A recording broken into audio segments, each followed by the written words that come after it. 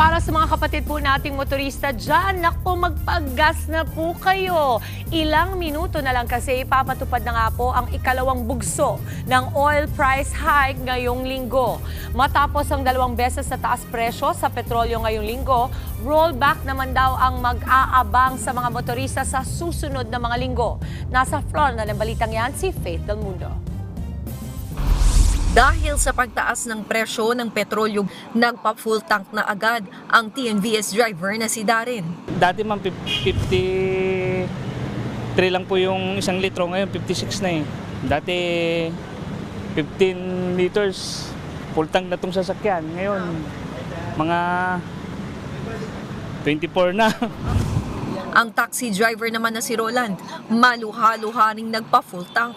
Ang dati kasing 700 pesos, pumalo na ngayon sa mahigit 1,000. Uwi ako nito, marito, walang baon mga anak ko bukas. Nasasaktan ako. Naawa ako sa mga bata na sana ako, elementary graduate, sana wag sila magaya sa akin. Ang jeepney driver naman na si Mang Charlie, walang magawa kundi bawasan ng budget sa pagkain para lang magkasyang boundary niya sa jeep. Doble pa sakit pa ang taas presyo. Minsan wala nang kain. Kaya kagabi, kumain ako kanina umaga na. Kasi yung kakainin mo, papadala mo na lang doon, pambaon ng mga bata. Ipapatupad ang natitirang kalahati ng big-time oil price hike ngayong linggo. Gaya ng naunang taas presyo, 2 pesos and 60 centavos per liter ang dagdag sa diesel, 1 peso and 75 centavos sa gasolina, habang 2 pesos and 40 centavos naman sa kerosene. Suma total, 5 pesos at 20 centavos na ang imamahal ng diesel ngayong linggo, habang 3 pesos and 50 centavos ang gasolina at halos 5 piso ang kerosene.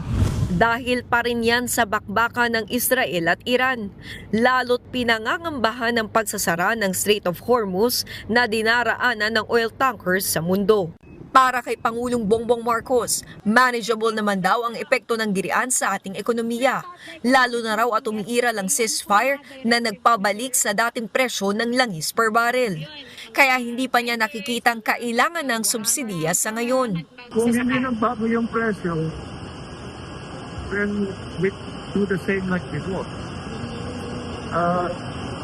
Ang sinasabi namin at hindi ayuda, subsidy, pag tumaas ang presyo. Kung di tumaas ang presyo ng langis, then there's no need for that. Inspeksyon ng DOE ang 2 gasolinahan sa Taguig para tiyaking tama ang presyuhan, kalidad at dami ng langis. Wala namang nakitang paglabag ang ahensya. Sa tansya ng Energy Department, bumaba ang langis ngayon sa $68 per barrel mula sa dating 79. Kung tuloy-tuloy ang pagbaba, sa tingin ko pala ngayon, malakihan din ang baba. Nagbabalita mula sa Frontline, Faith Del Mundo, News 5. Mga kapatid, Dimples Romana po, kumpletuhin ang inyong umaga ng mga kwentong puno ng inspirasyon. Salubungin po ang bawat araw ng may ngiti at pag-asa. Kaya't mag-subscribe na po at mag-follow na sa aming social media pages ng News 5.